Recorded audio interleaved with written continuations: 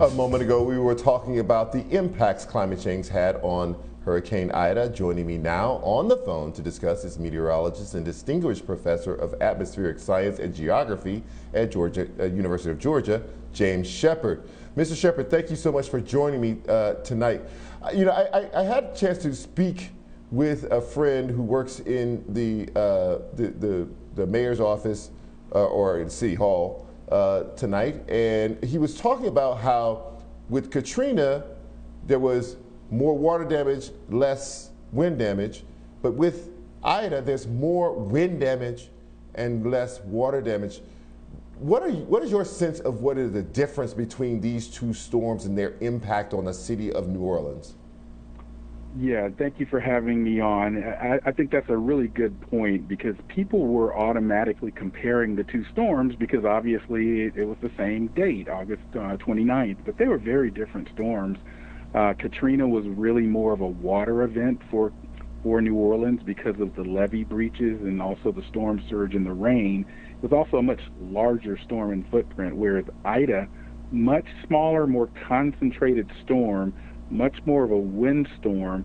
And the other interesting thing, and really bad thing for New Orleans and the southeast Louisiana area, Ida slowed down and actually sat there and crept along, and it really drove the wind damage and the rainfall and flooding more so than perhaps even some of us expected. But again, well forecasted storm, and it did really what we would expect a Category 4 storm to do, Charles. So, climate change is moving ahead. It is not stopping. We are not doing the best we can do to make an impact on it. It is going to continue to increase the strength of hurricanes as they approach the U.S.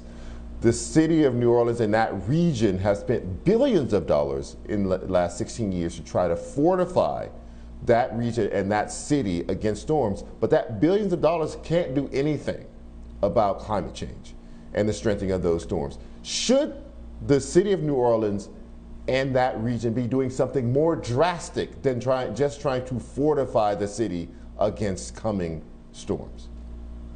Well, it's an interesting question because, again, with climate change, there are really two solutions right now. Mitigation, which is reducing carbon emissions to reduce the impacts of climate change, or as you just noted, adaptation strategies.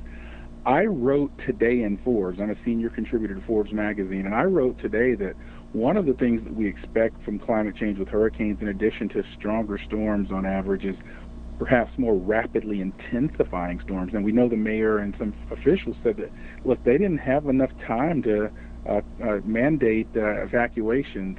It was only 2 or 3 days. But one of the things that I talked about in my Forbes article today is that do we need a new playbook for evacuation strategy? Because we're going to see more hurricanes that rapidly intensify. People go to bed with a Cat 2, Cat 3 storm and wake up to a Cat 4, Cat 5 storm. Because in climate change realities, these storms are feeding off 93 octane fuel.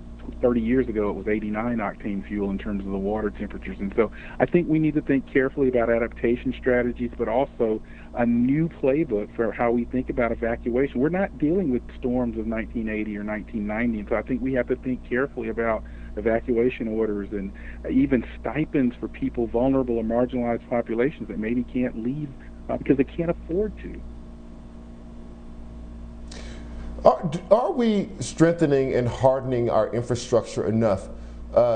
Just recently in Texas, we had an infrastructure problem as people lost power because of a freak winter storm, which some people attribute also to climate change. Now we have another infrastructure problem as the city of New Orleans has lost power because that infrastructure was not stable enough, firm enough, durable enough to withstand this hurricane.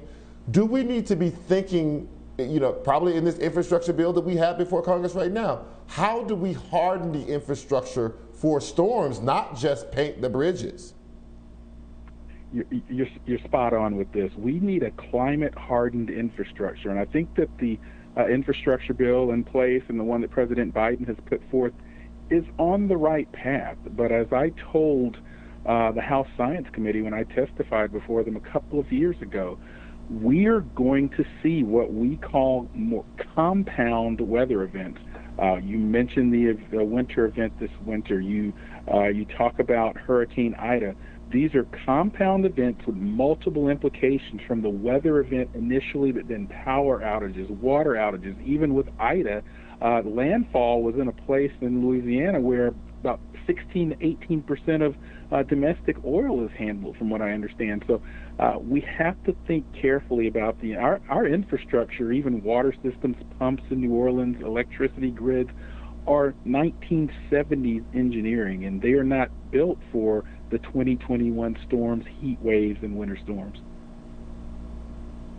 So people who study climate change say that we are going to, in the coming years, see a climate migration of people deciding, I cannot do this over and over again. I have to find a place that is more suitable to human occupation, and I won't have to every decade or two watch all of my things underwater or get blown away. Do you think that that is what is going to be facing New Orleans, that people will just get too tired of having to do this over and over again, and that people will start to leave that city?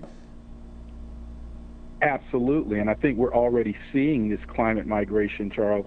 If you look at Hurricane Maria from a few years ago, many people relocated from Puerto Rico to Florida, Orlando, Florida. Here in the Atlanta area where I live, there are still many people in this area that came from Katrina and never went back. And so I think you're starting to see this climate migration in the U.S. We always knew it would happen around the world as sea level rise inundates island nations, as agricultural productivity in places in Africa decline and people have to move to other places to sustain their families. But we are now starting to see this. This is not something of the future. This is happening right now.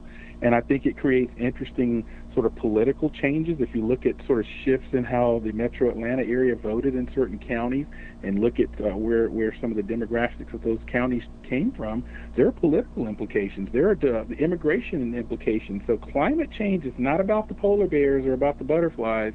It is about kitchen table issues of our food supply, national security, immigration, migration, and so forth. And that's a message that I often try to convey to people when they start saying, well, why does climate change affect me? James Shepard, thank you so much for joining us tonight. So very informative.